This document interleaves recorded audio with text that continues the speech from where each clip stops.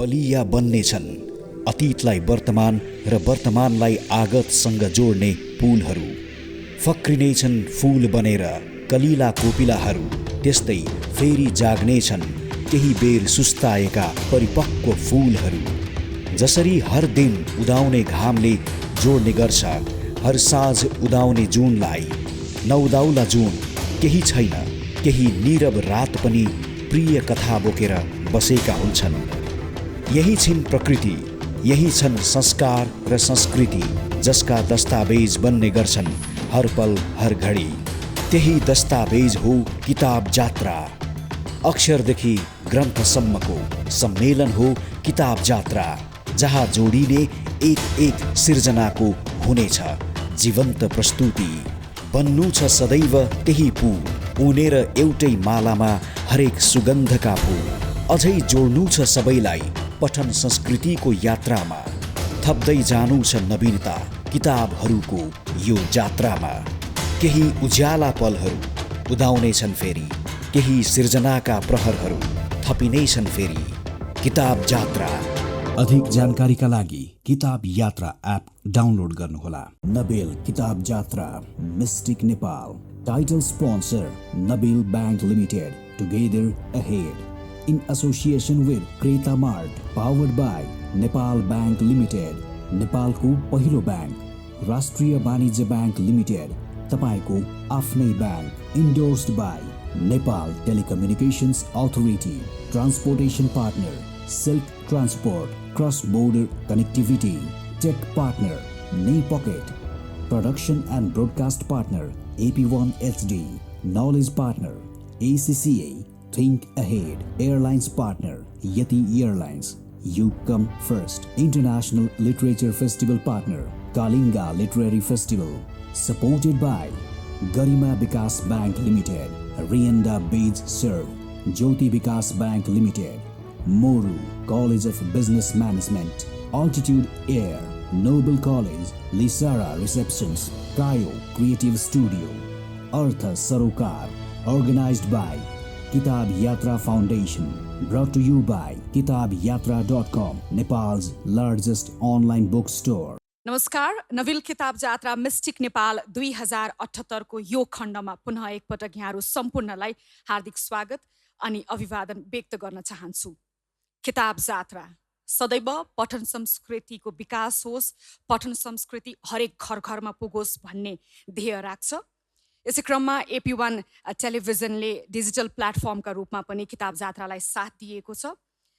किताब पढ्ने र आफ्नो जीवन परिष्कृत होस् भन्ने किताब जात्राको ध्येय हो। तर कुनै कुनै मानिसको जीवन आफैमा पुस्तक जस्तो पनि हुन्छ, धेरै आरोह अवरोहहरू समेटिएको जीवन हुन्छ। यसै क्रममा अब म आमन्त्रण गर्न चाहन्छु AP1 टेलिभिजनका एक्जिक्युटिभ भाइस चेयरम्यान राजेन्द्र साक्यज्यूलाई आफ्नो शुभकामना मन्तव्य दिनका लागि। उहाँ हाम्रो AP1 टेलिभिजनका एक्जिक्युटिभ भाइस चेयरम्यान हुनुहुन्छ, त्यसको साथसाथै सफल व्यवसायी पनि हुनुहुन्छ। उहाँको जीवन आफैमा हामी सबैका लागि प्रेरणाको स्रोत पनि बन्न सक्छ। अबको क्रममा उहाँका केही शुभकामनाका सन्देश। आदरणीय दर्शकवृन्द नमस्कार। नयाँ संस्करणको किताब जात्रालाई डिजिटल प्लेटफर्मको रूपमा साथ दिन पाएकोमा AP1 टेलिभिजन गौरवान्वित छ। स्थापनाको छोटो समयमै दर्शकमाझ स्थापना भएको AP1 सुरुदेखि नै ठुलो सोहरूको पर्यायवाची प्लेटफर्म बनेको तथ्य यहाँहरू सबैलाई विदित छ। अन्तर्राष्ट्रिय फ्रेन्चाइजदेखि राष्ट्रिय स्तरका सबैभन्दा ठुला कार्यक्रमहरूको साझेदार हुन पाउनु AP1 को लागि गौरवको विषय हो। किताब जात्रालाई लगातार दोस्रो वर्ष प्लेटफर्म उपलब्ध गराउन पाउँदा हामी हर्षित छौँ। एक विद्वानले भनेका छन्, यदि तिमी हरेक मानिसले पढेको पुस्तक पढ्छौ भने तिमी तिनै मानिसले जसरी सोच्छन् त्यसरी मात्र सोच्न सक्छौ। अर्थात् फरक तरिकाले सोच्नको लागि अरूले भन्दा फरक पुस्तक पढेको हुनुपर्छ। पुस्तक पढाउने अभियानमा लाग्नुभएका ऋषिराम अधिकारी लगायतका मित्रहरूले गर्दै आउनुभएको यो जात्रा लेखक समीक्षक, पाठक र प्राज्ञिक क्षेत्रमा चासो राख्ने जो कसैका लागि साझा मञ्च बनिरहेको छ भन्ने मलाई लागेको छ। किताब जात्रा मिस्टेक नेपाल 2078 को आयोजना गर्नुभएका किताब यात्रा फाउन्डेसनका मित्रहरू, आयोजन गर्न साथ दिनुभएका सम्पूर्ण व्यवसाय साझेदार, विज्ञापनदाता तथा शुभचिन्तकहरूलाई पनि AP1 टेलिभिजनको तर्फबाट कृतज्ञता व्यक्त गर्दछु। किताब जात्रालाई AP1 को माध्यमबाट हेरेर साथ दिने दर्शक तथा समीक्षकप्रति हृदयदेखि नै धन्यवाद दिन पनि चाहन्छु। यो मञ्चले सदाकालको सहयात्री बन्ने हाम्रो अपेक्षा छ र यो विश्वासलाई हामी जोगाइरहनेछौँ भन्ने दृढता पनि म व्यक्त गर्न चाहन्छु। किताब जात्रा मिस्टिक 2078 को सफलताका लागि फेरि पनि म शुभकामना दिन चाहन्छु। धन्यवाद। नमस्कार। किताब जात्रा 2078 मिस्टिक नेपाल यो सेसनमा यहाँहरूलाई पुनः स्वागत गर्न चाहन्छु। विभिन्न क्षेत्रका महानुभावहरू सँगसँगै विभिन्न विषयमा हामीले छलफल चलाइरहेका छौँ। यो श्रृङ्खला आज पनि जारी रहनेछ। लेखक बन्ने सुसुप्त चाहना हामी सबैमा हुन्छ। चाहँदैमा सबै लेखक बन्न सक्दैनन्, सबैले लेख्दैनन् पनि। लेखेका सबै पठनीय पनि हुँदैनन्। लेखन पठनीय र सशक्त बनाउन के गर्नुपर्छ? एउटा सृजना कसरी तयार हुन्छ? लेखेर के हुन्छ? किन लेख्ने? हाम्रो यो सेसनले यी प्रश्नहरूको जवाफ दिने जमर्को गर्नेछ। अबको सेसन रहेको छ लेखनमा लगाव। अबको हाम्रो सत्र रहेको छ लेखनमा लगाव। यसका वक्ताहरू हुनुहुन्छ सुरेश बडाल र प्रभा बराल। यो सत्रलाई सहजकर्ताको भूमिका निभाउँदै हुनुहुन्छ मोहराज शर्माले। अबको सत्र लेखनमा लगाव। नमस्कार। अक्षरको शक्तिलाई ब्रह्मास्त्र मान्ने र अक्षरको साथ सङ्गत मन पराउनेहरूका लागि किताब यात्राले निकै ठुलो घत गुण लगाइरहेको छ। पाठकहरूलाई आफ्ना रुचि र चाख अनुसारका पुस्तकहरू बिस्तरामै पुर्याउने गरेको छ भने लेखक, स्रष्टा, सर्जकहरूलाई लेखनका नयाँ आयाम, साहित्यमा भित्रिएका विभिन्न पक्ष र पाठाको मन्थन लगायतका विषयमा विमर्श गर्नको लागि यस्ता अनुष्ठानहरू आयोजना गर्दै आएको छ। किताब यात्राले आयोजना गर्दै आएका किताब संस्करणका हरेक श्रृङ्खलालाई अक्षरको कोटियोम यज्ञ जस्तो लाग्छ मलाई। त्यसैले यो महत्त्वपूर्ण अनुष्ठान मार्फत तपाईँहरूसँग जोडिन पाउँदा निकै खुसी लागेको छ। र आजको यो सेसनमा हामीसँग लेखनमा लगाव शीर्षकमा केन्द्रित हुनेछौँ। अगाडि समाजले भन्नुभयो जस्तै लेख्नको लागि धेरैको रुचि हुन्छ, लेख्न धेरैका कथा हुन्छन्, धेरैसँग आफ्ना आफ्नै कथा हुन्छन्, लेख्न चाह पनि हुन्छ, तर त्यो चाह त्यति सजिलै रूपान्तरण हुन सक्दैन लेखनमा। त्यो लेखिएका सबै कुरा पठनीय अथवा ती शक्तिशाली नहुन पनि सक्छन्। लेख्न रुचाउने, लेख्न चाख राख्ने र साहित्यमा आफूलाई स्थापित बनाउनको लागि स्रष्टा सर्जकहरूले कसरी भूमिका निर्वाह गर्नुपर्छ अथवा आफूलाई कसरी चाहिँ तीक्ष्ण बनाउनुपर्छ, आज हामी यसैमा केन्द्रित रहनेछौँ। र हामीसँग अतिथि हुनुहुन्छ लेखक प्रभा बराल। साहित्यमा 50 को दशकदेखि सक्रिय उहाँका कविता, गजल, नियात्रा, उपन्यास गरी 5 वटा कृति प्रकाशित छन्। पछिल्लो कृति फिलिङ्गो उपन्यास निकै चर्चित रह्यो र जुन पुस्तक मदन पुरस्कारका लागि पनि सिफारिस भएको छ। त्यस्तै अर्का स्रष्टा हुनुहुन्छ सुरेश बडाल। सुरेश बडाल नयाँ पुस्तामा निकै उचाइ कायम गर्नुभएको छ। पछिल्लो पुस्तक उहाँको चाहिँ कथा सङ्ग्रह रहरले उहाँलाई एकैचोटि नयाँ भनेर भनिएको नामलाई साहित्यमा एक हिसाबले निकै स्थापित जस्तो बनाइदिएको छ। खाद्य विज्ञानमा स्नातकोत्तर बडाल अनुवादमा पनि सक्रिय हुनुहुन्छ।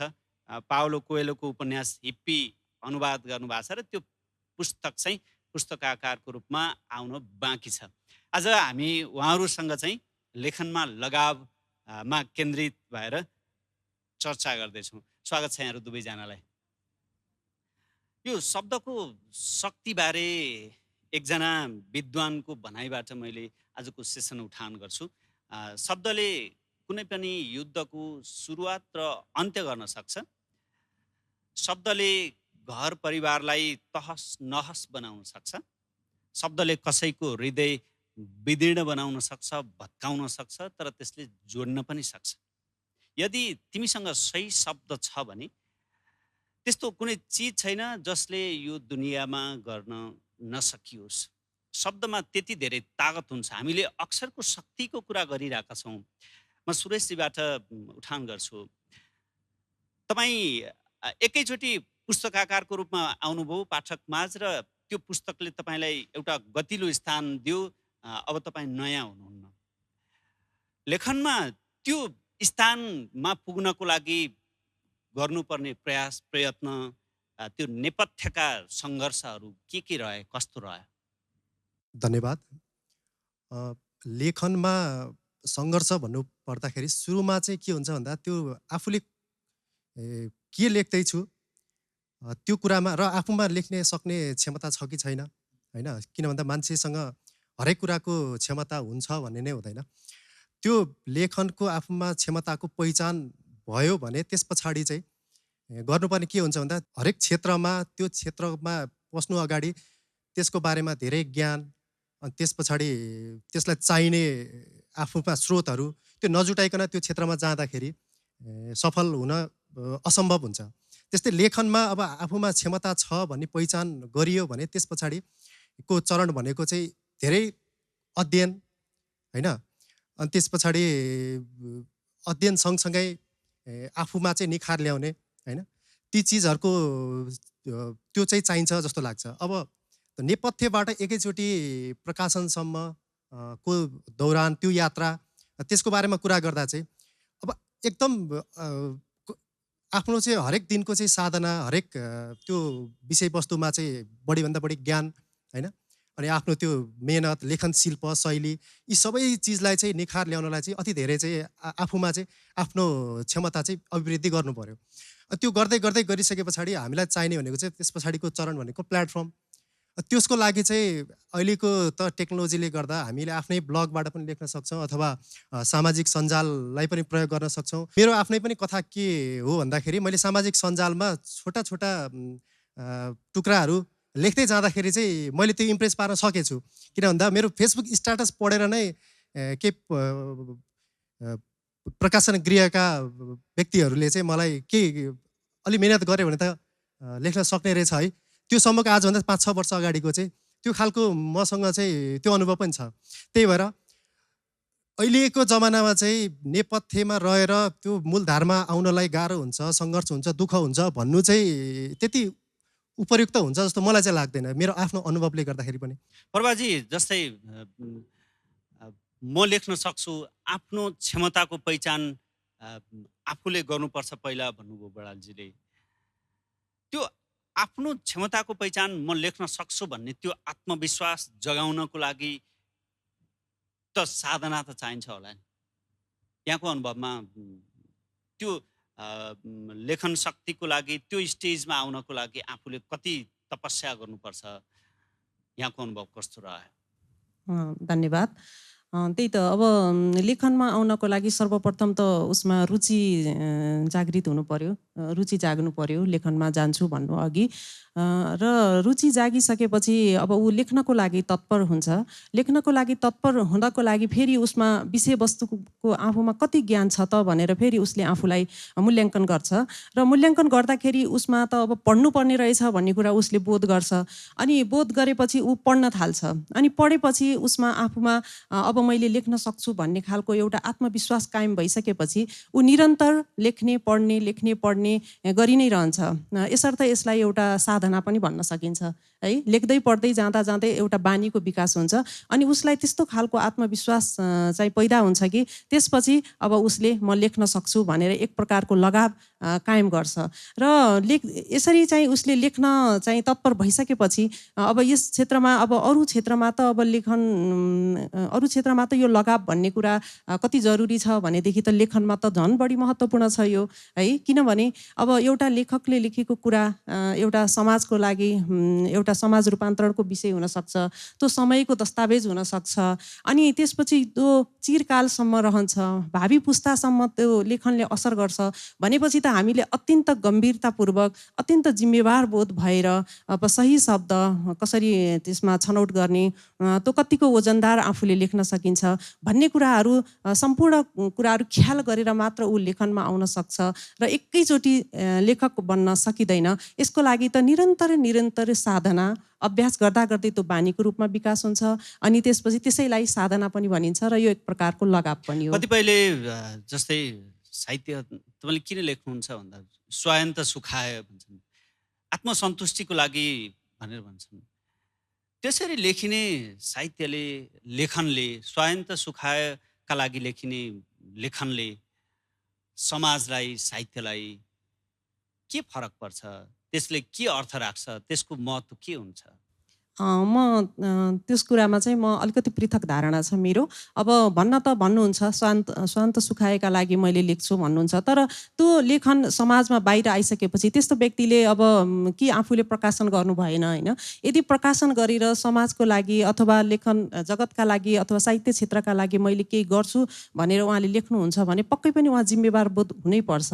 आफूले लेखेको लेखनबाट समाजलाई केही दिनका लागि नै लेखकको जमात तयार हुने हो, होइन। नत्र भने आफूले लेख्दै थन्क्याउँदै गर्ने हो भने त स्वान्त सुखाए पनि भन्न सकिएला। तर मेरो यसमा के धारणा छ भने हामीले लेखेको यस समाजका लागि हुनुपर्छ र हामीले यो आफ्नो लेखनबाट समाज रूपान्तरणको लागि अथवा भावी पुस्ताका लागि केही चाहिँ समयको दस्तावेज अथवा यो समयको चित्र त्यहाँ दिनका लागि पनि हामीले चाहिँ जिम्मेवार बोध लेख्नै पर्छ। त्यो स्वान्त सुखाएमा मात्रै सीमित हुनु हुँदैन। त्यो भनेको एउटा निजी अनुभव र अनुभूतिका सङ्गाला मात्रै हुन्, जसले दोस्रो व्यक्तिलाई अथवा समाजलाई कुनै पनि प्रभाव पार्न सक्दैन। त्यो केवल निजी अनुभव मात्रै हो। अब हामी सुरुमा अब पहिलो चरणको लेखनहरूमा त स्वान्त सुखाए पनि भन्न सक्छौँ, होइन। तर जब हामी जिम्मेवार बोध भइसकेर लेखनमा लगाव कायम गरिसकेर जब एउटा चाहिँ साहित्यमा एउटा लेखकको दर्जा हामीमा ठहरिन्छौँ भने उसले स्वान्त सुखाए मात्रै भन्न मिल्दैन। उसले त समाजलाई एउटा अगाडि अग्रगमनतर्फ लैजान, यहाँको समाजलाई खबरदारी गर्न अथवा एउटा पाठकलाई एउटा खुसी र आनन्दित तुल्याउन पनि उसको जिम्मेवार बोध हुन्छ र त्यही अनुरूप उस लेखनमा लाग्नुपर्छ। सुरेशजी, लेखनको शक्ति, साहित्यको शक्ति के हो?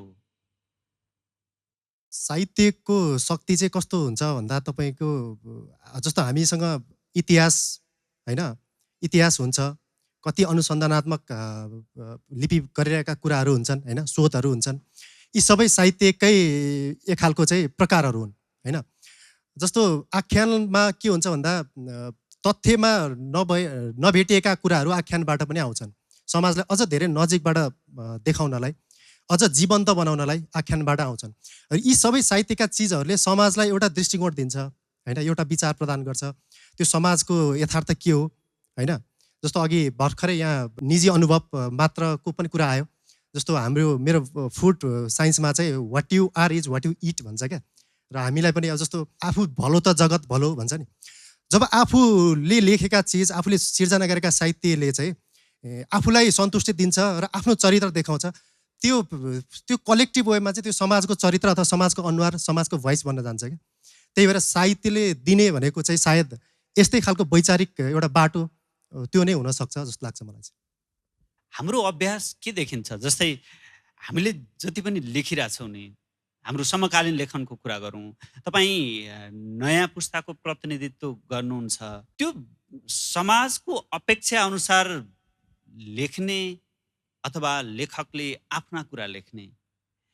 यसमा चाहिँ एकदम 100% आफ्ना कुरा लेख्ने हो। समाजले त धेरै चिजको अपेक्षा गरे हुन्छ, तर एउटै लेखकले ती सबै अपेक्षाहरू पुरा गर्न सक्दैन। त्यही भएर आफ्नो कुन दृष्टिकोण छ, आफू कुन चिजमा कम्फर्टेबल छु र आफूले के भन्दाखेरि चाहिँ अरूले भन्दा बेटर वेमा भन्न सक्छु, त्यो चिज चाहिँ लेखकले लेख्नुपर्छ जस्तो लाग्छ मलाई चाहिँ। त्यो आफ्ना कुरा लेख्दा पाठकको हुनको लागि के हुन जरुरी छ? जब कोही लेखकले आफ्नो कुरा भने मैले नितान्त व्यक्तिगत कुरालाई चाहिँ त्यसरी भनेन। आफ्नो विचार आफूले देखेको भोगेको समाज, आफ्ना अनुभव हुनसक्छ। आफ्नो समाजमा जस्तो तपाईँको र मेरो समाज फरक हुनसक्छ। तपाईँको समाजमा म आउटसाइडरले गएर त त्यहाँको समस्याहरू त देख्न सक्दिनँ, तर तपाईँले लेख्न सक्नुहुन्छ त्यहाँको। त्यो तपाईँका आफ्ना कुरा भए। जब ती आफ्ना कुराहरू आउँछन् नि, त्यसले चाहिँ के प्रभाव पार्छ भन्दाखेरि हरेक चिजले, हरेक मान्छेले आफ्ना कुरा, जस्तो हाम्रै साहित्यमा सुदूरपश्चिम कर्णालीबाट त्यहीँको लेखकले लेख्नुभयो। अनि विदेशमा प्रवासमा बसेका लेखकहरूले प्रवासका दुःख पीडाहरू लेख्नुभयो। पूर्वी पहाडका दुःख पूर्वी पहाडकै लेखकले लेख्नुभयो। उहाँले आफ्नो कुरा लेख्नुभयो, तर त्यो त त्यसले फाइदा हुने त अन्ततगत समाजलाई नै हो नि। प्रभाजी, जस्तै लेखनमा अथवा साहित्य जुन लेखकले लेखिसकेपछि पाठकको हातमा पुग्छ, त्यो पाठकको हातमा पुगिसकेपछि त्यो यो मेरो हो, यो मेरो लागि लेखिएको भने त उसले आत्मसात जबसम्म गर्न सक्दैन तबसम्म पाठक त्यो लेखकले लेखेको कुराले अर्थ राख्छ जस्तो लाग्दैन। तपाईँले अब धेरै पुस्तक प्रकाशित गरिसक्नु भएको छ, पछिल्लो पुस्तकको निकै चर्चा पनि छ। त्यो अपनत्व ग्रहण गर्नको लागि त्यो लेखक र पाठक बिचको दूरी कति हुन्छ, के कुराले काम गर्छ त्यहाँनिर? हजुर, अब लेख्न त आफ्नो भाव नै लेख्ने हो, आफ्नो भोगाइ नै लेख्ने हो, आफूले आँखाले देखेको कुरा र महसुस गरेको कुरा नै लेख्ने हो होइन। त्यसका लागि त अब स्वयं लेखकले नै त्यो कुरा महसुस नगरिन्जेल लेख्न सकिँदैन।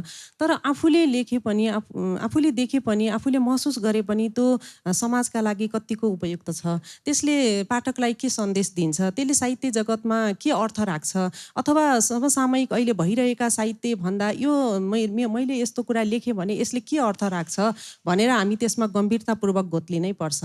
अब फिलिङ्गोकै कुरा गरौँ है, मेरो पछिल्लो पुस्तक।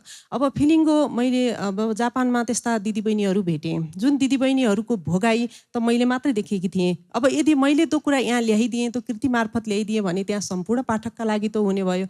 अनि त्यसपछि त्यहाँ जुन जापानमा भोगेका दिदीबहिनीको मात्रै कथा नभइकन वैदेशिक रोजगारमा गएका लाखौँ दिदीबहिनीको त्यो साझा कथा हुन सक्थ्यो, त्यो कुरा मैले महसुस गरेँ।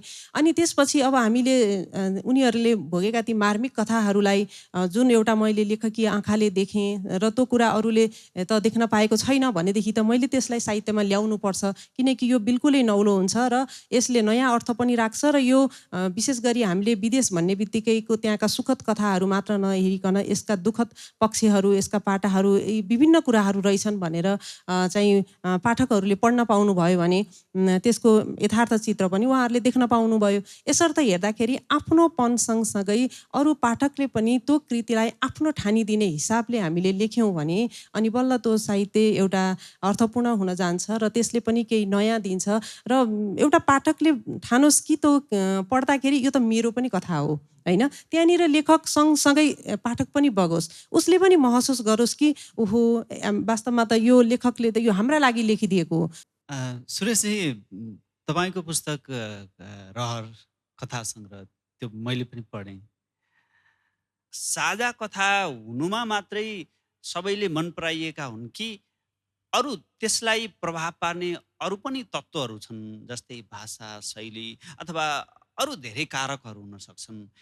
कथा अथवा कुनै पनि साहित्यको कुनै पनि विधा, कथा हुन्छ, कविता हुन्छ, नाटक होला, उपन्यास होला, त्यो एउटा साधन मात्र हो, त्यो साध्य होइन। किन भन्दाखेरि त्यो विधा मार्फत चाहिँ हामीले के विचार सम्प्रेषण गरिरहेछौँ त्यो महत्त्वपूर्ण हो। जस्तो म फेरि पनि म फुडकै एउटा उदाहरण दिन्छु होइन। जस्तो हामीले खानेकुराहरू न्युट्रिएन्ट्स मात्रमा ध्यान दियौँ भने त्यसको टेक्स्चर, टेस्ट, स्वाद, बास्ना, त्यो देख्दाखेरि कतिको खान लायक देखिन्छ। त्यो साजसज्जामा हामीले ध्यान दिएनौँ भने खाना रुचिकर हुँदैन। पौष्टिकताको लागि मात्र खाने हो भने अरू चिजलाई हामीले चाहिँ अवमूल्यन गऱ्यौँ अथवा अरूलाई इग्नोर गऱ्यौँ, त्यसलाई पर राख्यौँ भने त्यो खाना सम्पूर्ण रूपमा खाना बन्दैन। त्यही भएर भाषा, शैली, कसरी कथा भनिएको छ, कति सटिक तरिकाले भनिएको छ, ती चिजहरूको त्यो रसको लागि मान्छेले पढिरहेको हुन्छन् र पढ्दै एउटा कथा अथवा उपन्यास, एउटा आख्यान पढिसक्दा अथवा कुनै एउटा नाटक 1 घन्टा लगाएर हेरिसक्दाखेरि त्यो थ्रु आउट द जर्नी उसलाई मजा आयो, त्यो यात्रा मजा आयो, रमाइलो लाग्यो, त्यो पठन अथवा त्यो दृश्यावलोकन सबै रमाइलो लाग्यो। तर झल्यास कतै एउटा केही चिजले हिट गर्यो जुन चाहिँ त्यसले भन्न खोजेको कुरा थियो, विचार पक्ष थियो, त्यसरी आयो भने बल्ल त्यो साहित्य रुचिकर हुन्छ र सर्वव्यापी हुन्छ। केटाकेटीवाला चकचकहरू ती चिजहरू कथामा आयो, त्यसले हामीलाई बालापनको नोस्टाल्जियामा लग्यो। त्यो रमाइलो, त्यो नोस्टाल्जिया चाहिँ यस्तो सुखद हुन्छ होइन, हामीले मिस गर्छौँ नि त्यो चिज। फर्किँदैन भनेपछि जुन चिज फर्किँदैन त्यसको चाहिँ त्यो चिज मूल्यवान हुन्छ क्या। जुन चिज फेरि फर्केर आउँदैन नि त्यो चिजको हामीलाई अर्थ हुन्छ, त्यसलाई चाहिँ हामी भ्यालु दिन्छौँ। त्यो भएपछि त्यो भ्यालु, त्यो फर्केर नआउने बहुमूल्य चिजको त्यो भ्यालुको लागि त्यो नोस्टाल्जियामा गएर हामी त्यसलाई इन्जोय गर्छौँ। हाम्रा शरीरका कति हर्मोन ग्रन्थीहरू त्यो उत्साहित होलान्, त्यो कारणले त्यो आनन्दले गर्दाखेरि चाहिँ कुनै पनि साहित्य रुचिकर सर्वव्यापी ग्राह्य मान्छेलाई नभए ज्ञान गुणका लागि कसैको अर्थ उपदेश सुन्दा पनि हुन्थ्यो होला नि। कथाबाट नै किन जानु पर्यो त? कथाले त त्यो दुनियाँमा हामीलाई लैजान्छ, अथवा हामीलाई नजिकबाट कुनै पात्रलाई देखाउँछ जो रोइरहेछ, जो हाँसिरहेछ, जसले हँसाइरहेछ। त्यो चिजलाई चाहिँ हामीसँग कनेक्ट गर्छ। जब त्यसरी जोडिन्छौँ नि त्यस पछाडि बल्ल साहित्य सुन्दर, एउटा त्यो साहित्यको जुन नाजुकता सुन्दर भन्छ नि, यस्तै चिजबाट चाहिँ आउँछ। यो कारणले नै होला सायद यी सबै चिज चाहिँ चाहिन्छ कुनै पनि रुचिकर हुनलाई। श्रृङ्गार पक्ष पनि चाहियो। मैले श्रृङ्गार मात्र भनिनँ, मैले भन्न खोजे त्यसको त्यो आवरण शैली साजसज्जा जुनसुकै कुराको पनि तपाईँले अगाडि खानाको उदाहरण दिनुभएको थियो नि, त्यसको त्यो महत्ता अथवा त्यसको संवेदनशीलतालाई त्यही अनुसार लिनको लागि त्यो साजसज्जा शिल्प शैलीले पनि काम गरिरहेछ। एकदमै। मैले यसमा अर्को एउटा उदाहरण जोड्छु है, माफ गर्नु होला। जस्तो हामी बाहिर लोकल्ली कुनै कफी खान्छौँ 50-60 रुपियाँको, जसमा माथि क्रिमले बुट्टा बनाएको हुँदैन, तर त्यो क्रिमको बुट्टा बनाएको कफी खायो भने हामी त्यसलाई फोटो खिचेर इन्स्टाग्राममा हाल्छौँ। द्याट इज डिफ्रेन्स क्या। त्यो चाहिँ केही न केही जब रुचिकर त्यसको इम्प्याक्टफुल हुनेको लागि चाहिँ हरेक चिज, मैले साजसज्जा भनेर मैले भौतिक कुरा मात्र भनेन। जस्तो कुनै कविता भनिरहँदा त्यसका बिम्बहरू पनि त्यसको सुन्दर पक्ष हुन्। कुनै कथा भनिरहँदा त्यसको स्टोरी टेलिङ, त्यसमा आएका ट्विस्ट एन्ड टर्न, त्यो जुन एउटा कथानकमा चाहिँ उतार चढाव आउँछ नि, त्यो नै त्यसका सुन्दरताका इलिमेन्टहरू हुन् क्या। ती चिजहरूले चाहिँ रुचिकर बनाउँछ। मेरो तात्पर्य त्यो हो। प्रभाजी, तपाईँको विचार यसमा के छ? लेखन सुन्दर कसरी बनाउनुपर्छ, कसरी बनाउनु, त्यसलाई आखिर चाहिँ अन्ततगत्वा चाहिँ त्यसलाई ग्राह्य, त्यसलाई अझै बढी आकर्षक बनाउने, कसरी बनाउने, त्यो लेखकले त्यो शिल्पशैली कसरी चाहिँ त्यसलाई परिमार्जन गर्न सक्छ? यसमा त एउटा असल पाठक नै एउटा लेखक हुन सक्छ भन्ने कुरामै म यसमा जोड दिन चाहन्छु है। किनभने अब हामीले अधिकभन्दा अधिक हामीले पढेका छैनौँ भनेदेखि हामीमा त्यही अनुरूपको विषयवस्तुहरू हामीले तयार गर्न सक्दैनौँ होइन। त्यसका लागि हामी पढ्नु पर्यो। अब हामी यसको लागि एउटा सानो उदाहरण पनि म दिन्छु। जस्तै भारतकी चर्चित अभिनेत्री ट्विङ्कल खन्नाले 2टा किताब लेखिन् है। त्यो किताबमा चाहिँ मिस्टर फन्नी बोन्स र द लिजेन्ड लक्ष्मीप्रसाद भन्ने उनका ती किताबहरू लाखौँ प्रति बिक्री भए। यो मैले अन्तर्वार्ता उनको पढेकी थिएँ। अनि त्यसपछि ती भारतमा चाहिँ यसरी महिलाको चाहिँ बेस्ट सेलर भएर गएको कृतिमा चाहिँ उनको पहिलो हो अरे कि होइन। अनि त्यसपछि उनी के थिइन् अरे भन्दाखेरि उनी यति पढ्थिन् रे कि उनी त पढै गर्थिन् रे होइन। अनि एउटा असल पाठक भइसकेपछि बल्ल उनी सुरुमा कोलमिस्ट भइन् एउटा पत्रिकाको। अनि त्यसपछि त्यो पत्रिकामा लेखेर उनले जुन चाहिँ उचाइ प्राप्त गरिन्, चर्चित भइन्। अनि त्यसपछि उनी 2टा कृतिबाट नै अनि उनले अहिले यति चाहिँ साहित्यिक उचाइ प्राप्त गरेकी छन् कि उनले आफूलाई अहिले अभिनेत्री भन्दिनन्, उनी लेखक भन्छन् होइन। लेखन क्षेत्रमै रमाइरहेकी छिन्। यसर्थ हेर्दाखेरि सर्वप्रथम त हामी लेखकको चाहिँ रूपमा उभिन चाहन्छौँ भने पहिला हामी असल पाठक हुन जरुरी छ। एउटा लेखकले आफ्नो त्यो लेखकीय गरिमा कायम गर्नको लागि पहिला असल पाठक बन्नु पर्यो। असल पाठक बन्नु पर्यो। अधिकभन्दा अधिक पढ्नु पर्यो। पढ्ने काम पछि पढ्दै लेख्दै गरेपछि जुन एउटा अभ्यास नै बानीको रूपमा विकास हुन्छ अनि उसलाई लेखौँ लाग्छ। उसलाई अहिले जस्तै म हरेक दिन मलाई 100-150 जति पेज मैले नपढिकन मलाई चित्तै बुझ्दैन होइन। मलाई मेरो आफ्नो पुस्तकालय कक्षमा बसेर म हरेक दिन पढिरहेकी हुन्छु र अनि त्यसपछि अनि लेख्ने पनि गर्छु। यसर्थ हेर्दाखेरि पहिला मेरो पढ्नु मेरो पहिलो कर्तव्य लाग्छ, त्यसपछि लेख्नु। यसर्थ हेर्दा मैले अब 50को दशकदेखि लेख्दै आइरहेकी छु। यो समयसम्म आइपुग्दाखेरि ममा त्यस्तो खालको चाहिँ एउटा लगाव कायम भयो जसले गर्दा मलाई नपढि चाहिँ बेलुका निन्द्रा नलाग्ने होइन, पढ्नै पढ्नै पर्ने अथवा अब सकेसम्म अब आफूमा अब राष्ट्रिय होस् अन्तर्राष्ट्रिय होस् होइन के कस्ता खालका लेखनहरू छन् ती लेखनहरूप्रति चाहिँ चासो राख्ने बुझ्ने कुरामा चाहिँ मलाई त्यस्तो खालको चाहिँ एउटा लगाव नै कायम भयो। यो मात्र केले भन्दाखेरि एउटा पठनले। यसका लागि चाहिँ पठन संस्कृतिको विकास हुन जरुरी छ पहिला लेखनका लागि होइन। अध्ययन नै हो। अध्ययन बिना कोही पनि लेखक हुन सक्दैन। सुरेशजी यहाँले चाहिँ धीरताको कुरा गर्नुभयो। अब त्यो विषयवस्तुमा अध्ययन अनुसन्धान अरू बढी खोज अरू धेरै पढ्ने कुरा गर्नुभयो। तर अहिलेको पुस्तामा त्यो कमजोर हुँदै गयो जस्तो लाग्छ। तपाईँले के देख्नुहुन्छ? अहिले हामी चाहिँ आज लेखो भोलि लेखक बनु अनि उत्तिकै प्रचार प्रसार आदि इत्यादि त्यो एउटा भुलभुलैयामा परे जस्तो देखिन्छ, जसले गर्दा उसको त्यो क्षमता विकास लेखन शक्तिलाई त्यो तिखार्ने पक्ष चाहिँ कमजोर हुँदै गयो जस्तो लाग्दैन? तर मेरो केसमा चाहिँ म आफै पनि 30+ भइसकेर एउटा एकाडेमिक्स यो सबै चिज सकेर बल्ल म पहिलो किताब निकाल्दैछु। त्यही भएर म यो कुरालाई चाहिँ म डिफेन्ड गर्छु। किनभने भन्दाखेरि हामीले आजभोलि तत्कालै इन्स्ट्यान्ट कम्तीमा पनि साहित्य अथवा यो बौद्धिक क्षेत्रमा चाहिँ कुनै यो क्षेत्रमा तत्काल नै जो भाइरल हुने अथवा यो चल्ने त्यो चिज यहाँ लागु हुँदैन। अरू क्षेत्रमा होला, अरू कुरामा कुनै राम्रो टिकटक बनायो भने 5000 फलोअर एकै दिनमा होला। तर झ्याप्प एकै दिनमा 5000 10,000 किताब पढ्ने पाठक चाहिँ अहिलेको लेखनबाट चाहिँ बनाउन गाह्रो छ। त्यही भएर यसको लागि चाहिँ एउटा प्रयास हुन्छ। आजकल नयाँ पुस्ताहरूले पनि त्यो गरिराखेकै छन्। उनीहरूले चाहिँ पनि रेगुलर लेख्छन् होइन। जस्तो तत्काल एकदम तत्कालको लागि चाहिँ चर्चा चाहियो भनेर त्यसरी आउने मैले चाहिँ देख्दिनँ अहिले चाहिँ। प्रभाजीको बुझाइ अथवा अहिलेको समकालीन हाम्रो साहित्य बजार हेर्दा तपाईँलाई कस्तो लाग्छ? हामी कतिको हतारोमा छौँ कि कतिको साधना त्यो गर्नुपर्ने साधनामा हामी लिन हुन सकिरहेछौँ कि छैनौँ? अलि छैनौँ कि जस्तो लाग्छ। अलिकति हामी हतारमा आफ्नो लेखनलाई प्रस्तुत गरिरहेका छौँ कि जस्तो लाग्छ। पहिला आफूले चाहिँ ठान्नु पर्यो कि यो लेखन कस्तो। त्यसका लागि त आफूमा धेरै त्यही अघि हामीले भने जस्तै एउटा चाहिँ असल पाठक बन्नु पर्यो, लेखनका तत्त्वहरू थाहा पाउनु पर्यो। अनि कस्तोलाई चाहिँ राम्रो लेखन भनिन्छ, कस्तोलाई कमसल लेखन भनिन्छ। अब फ्रान्सिस बेकनले भनेका छन् नि त बेलायती लेखक होइन। कति पुस्तकहरू चाहिँ चाख्नका लागि हुन्छन्, कति पुस्तक निल्नका लागि हुन्छन् र कति पुस्तक खाएर पचाउनका लागि हुन्छन्। भनेपछि त किताबका पनि त स्तर हुँदो रहेछन् नि त होइन। त्यही भएको हुनाले अरूले त्यसो भनिदिँदैमा हामी मक्ख नपरौँ। सामाजिक सञ्जालमा आउने लाइक र कमेन्टले आफूलाई चाहिँ एउटा उच्च खालको लेखक बने भन्ने खालको चाहिँ एउटा भ्रममा हामी नपरौँ।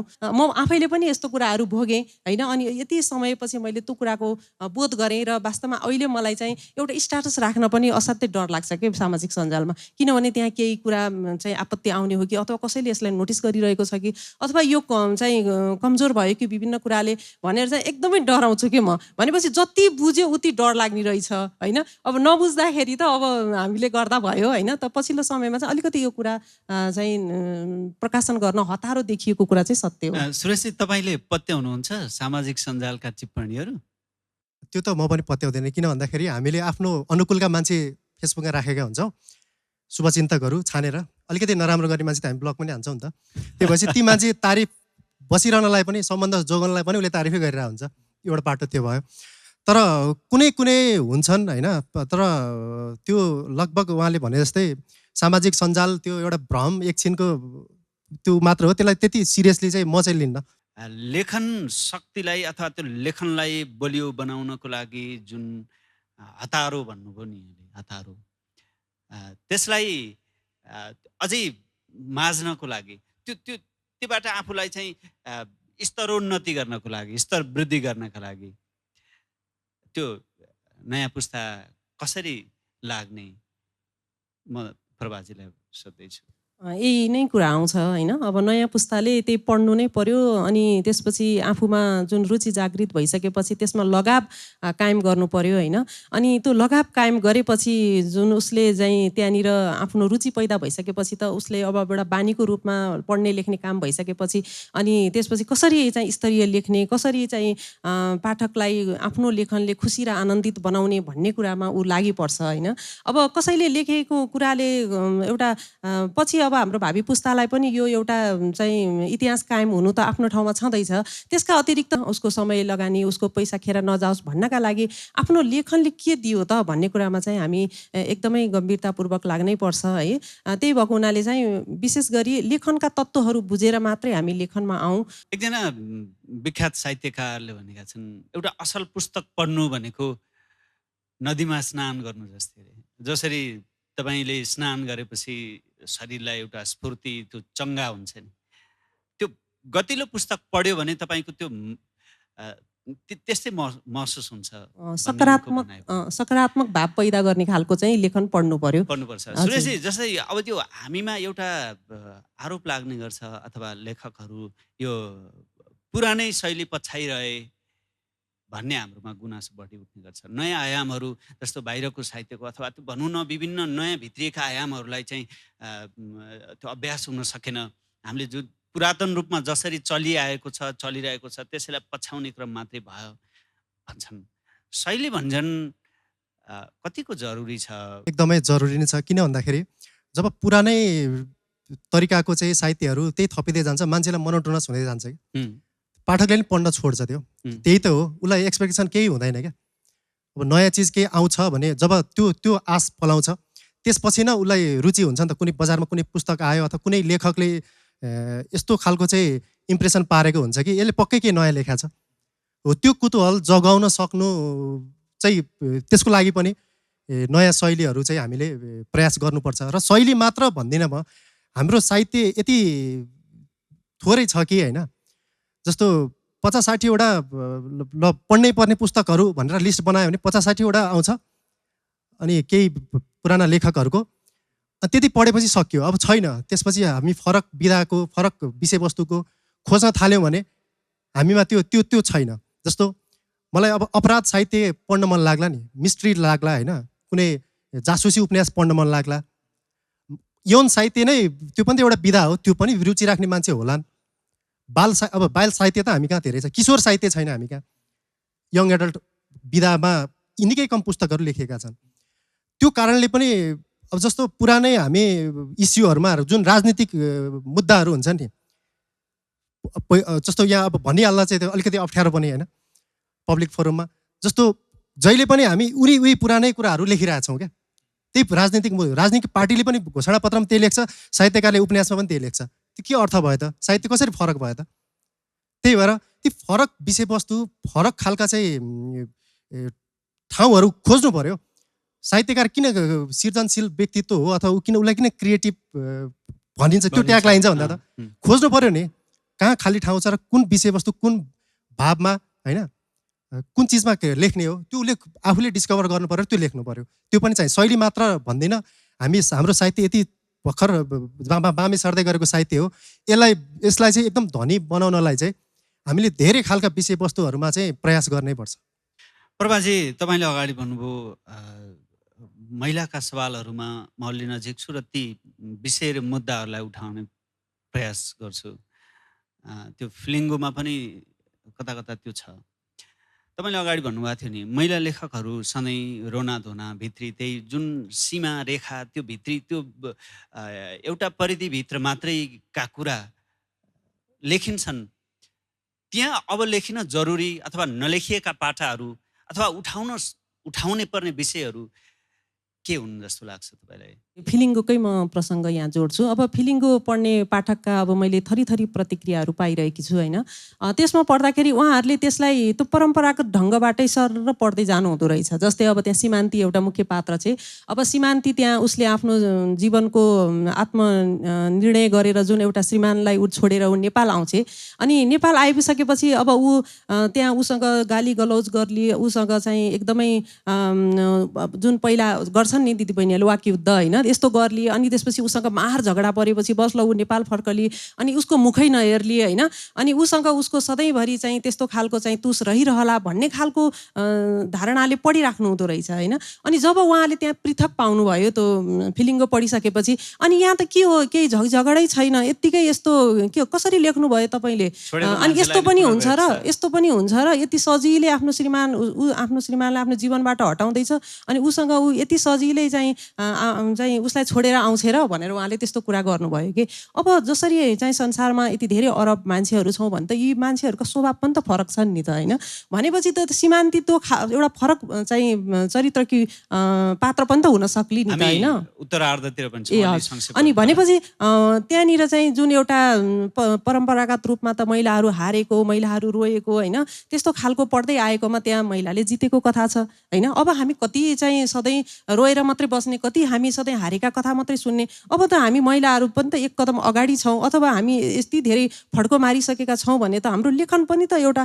चाहिँ एउटा हस्तक्षेपकारी हुनुपर्छ भन्ने खालको हिसाबमा मैले त सीमान्ती पात्र मैले उभ्याएँ र यसमा चाहिँ त्यही उहाँहरूले चाहिँ त्यही भन्नुभयो अलिकति रुनाधुना भन्दा फरक देखेको हुनाले त्यस्ता खालका कुरा गर्नुभयो र पछिल्लो समयमा हाम्रा महिला लेखकहरू पनि निकै सशक्त रूपले आउनुभएको छ होइन हामी उत्तरार्धमा छौँ सुरेशजी जस्तै पठन संस्कृतिको कुरा गरौँ पछिल्लो समय युवा त्यो ढङ्गबाट पठन संस्कृति विकास भएको देखिन्छ त्यसको लागि जस्तै यो किताब यात्राले यो बेला बेलामा यस्ता अनुष्ठानहरू गर्ने गर्छ र पाठकलाई उसले चाहेको पुस्तक समयमा पुर्याउने गर्छ यस्ता यी अनलाइनमा आधारित धेरै त्यो माध्यमहरू छन् पढ्न चाहेको खण्डमा पढ्न पाउने गरी यसलाई अझै वृद्धि गर्नको लागि अझै प्रवर्धन गर्नको लागि के गर्नुपर्छ भन्ने लाग्छ पठन संस्कृतिको प्रवर्धनको लागि पठन संस्कृतिको प्रवर्धनको लागि यो खालको कार्यक्रमहरू धेरैभन्दा धेरै हुनुपर्छ र यो जस्तो अहिले त अब कोरोना क्राइसिसले गर्दा हामी यो पनि भर्चुअल गर्दैछौँ होइन प्रत्यक्ष रूपमा हामी काठमाडौँ मात्र केन्द्रित नभएर बाहिरसम्म पनि जान सक्यौँ भने अनि त्यसले गर्दाखेरि चाहिँ अलिकति बढी प्रभाव पर्छ होला किन भन्दा यो नामै किताब जात्रा होइन यो जात्रा जस्तो एउटा माहौल हुन्छ नि जति धेरै मान्छेहरू आउने होइन धेरैले चिन्ने थाहा पाउने कहिले नभेटेको मान्छे पनि जात्रामा भेटिन्छ होइन कहीँ नपाएको पुस्तक जात्रामा फेला पर्ला कहिले नदेखेको अब कोला जस्तो लागेको लेखकहरू प्रत्यक्ष भेट्न पाइएला इन्टरेक्सन गर्न पाइएला सिधै अगाडि उभिएर चाहिँ यो भएन त्यो भएन लेखकलाई पनि त्यो खालको चाहिँ इच्छा हुन्छ नि त हो यस्तो खालको कार्यक्रमहरू चाहिँ धेरैभन्दा धेरै हुनुपर्छ जसले चाहिँ फाइदा नै गर्छ पछिल्लो क्रममा त्यो कस्तो देखिन्छ नयाँ पुस्ता अथवा त्यो पढ्न लगाव कस्तो देखिन्छ त्यो त मैले त एकदम सकारात्मक पाएको छु होइन जस्तो हामी कहाँ कति कुराहरू छन् सामाजिक सञ्जालले अथवा पछिको टेक्नोलोजीले चाहिँ किताब पढ्नेलाई चाहिँ अलिक टाढा बनायो किताब पढेनन् भन्छन्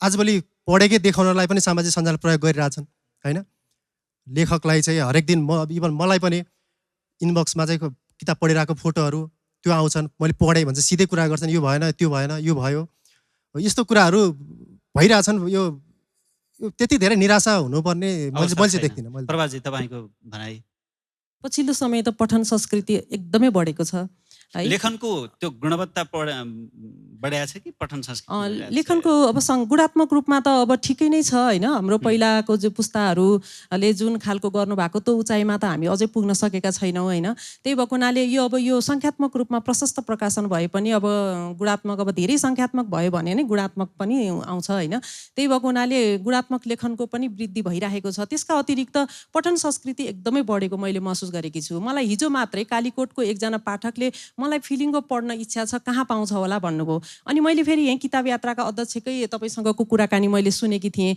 अनि उहाँले चाहिँ कालीकोट दार्चुलादेखि कति ठाउँमा पनि पुर्याउँदाखेरिको आनन्द म शब्दमा बयान गर्न सक्दिनँ भन्नुभएको थियो उहाँले अनि मैले भने किताब जात्राले ल्याइदिन्छ होला तपाईँ उहाँलाई सम्पर्क गर्नु भनेर मैले उहाँको चाहिँ ठेगाना उहाँको इनबक्समा राखिदिएँ है भनेको मतलब यसरी एउटा खोजी अब अहिले त सिधै चाहिँ हाम्रो सामाजिक सञ्जालमा पनि खोज्ने चलन छ नि त पहुँच छ त्यो हिसाबले चाहिँ पठन संस्कृति बढेको छ यहाँनिर एउटा साइलेन्स रिडरको सङ्ख्या एकदमै ठुलो छ जसले गर्दाखेरि चाहिँ नेपाली पुस्तकलाई अब विदेशतिर पनि मगाउनेहरू थुप्रै हुनुहुन्छ होइन यसर्थ हेर्दा अहिले नेपाली पुस्तकको बजार एकदमै आकर्षक छ र हामी धेरैभन्दा लेखक जन्मिन जरुरी छ भन्ने लाग्छ मलाई हस् आजको यो महत्त्वपूर्ण सेसनमा तपाईँहरूसँग संवाद गर्न पायो महत्त्वपूर्ण विषय आए पनि यो समय उपलब्ध गराउनु भयो यसको लागि यहाँहरू दुवैजनालाई धेरै धेरै धन्यवाद यहाँलाई पनि धेरै धेरै धन्यवाद र यो पठन संस्कृतिको विकास गर्न साहित्य महोत्सव र किताब जात्राका यस्ता कार्यक्रमले एकदमै राम्रो भूमिका खेल्ने भएको हुनाले पछिल्ला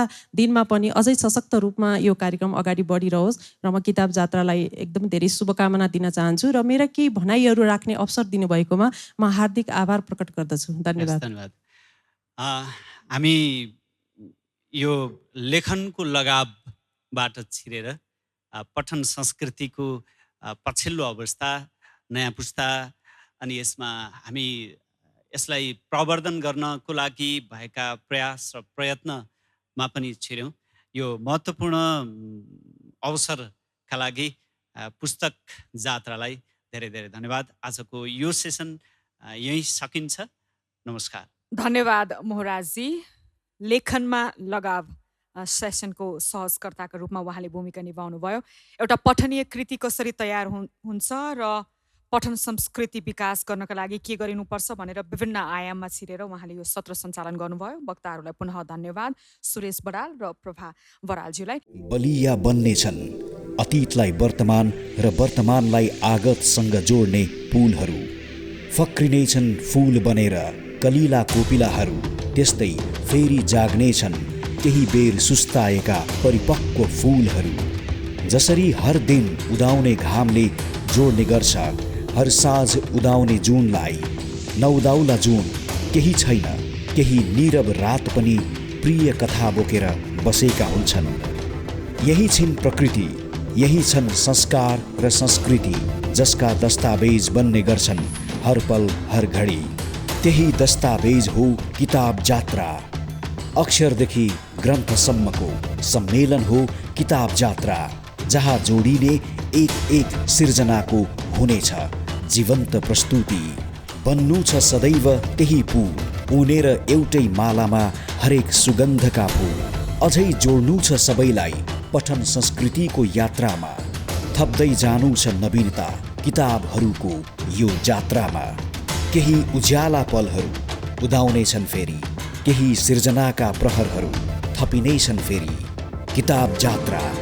अधिक जानकारीका लागि किताब यात्रा एप डाउनलोड गर्नुहोला। नबेल किताब जात्रा mystic Nepal.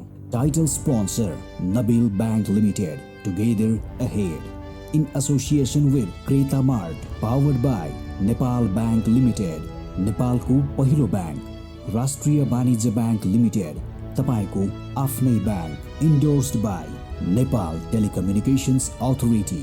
Transportation partner silk transport, cross-border connectivity. Tech partner Pocket. Production and broadcast partner AP1 HD. Knowledge partner ACCA Think Ahead. Airlines partner Yeti Airlines. You Come First. International Literature Festival partner Kalinga Literary Festival. Supported by Garima Vikas Bank Limited, Rienda Beach Serve, Jyoti Vikas Bank Limited, Moru College of Business Management, Altitude Air, Noble College, Lisara Receptions, Kayo Creative Studio, Artha Sarokar. Organized by Kitab Yatra Foundation. Brought to you by kitabyatra.com, Nepal's largest online bookstore.